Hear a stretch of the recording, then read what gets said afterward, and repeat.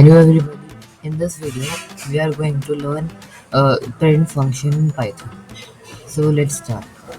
So first we will write print, and then we have to put bracket, and then we have to put double inverted commas, and then we will write whatever we have to print. The the print function basically prints whatever we write inside the brackets. So we can write hello. So now whatever when I will run this file, so it will print hello. So let's run it, run without debugging, and now in the terminal it will run. See, we can, it has printed hello.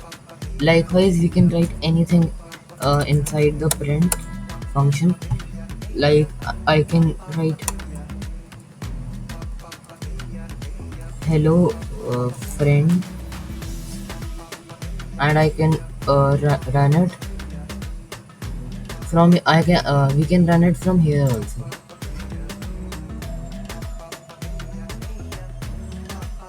See, hello friends, it has one. So I hope you all have understood the print function. So thank you everyone to watch this video. In case of any doubt, you can write it in the comments. Thank you.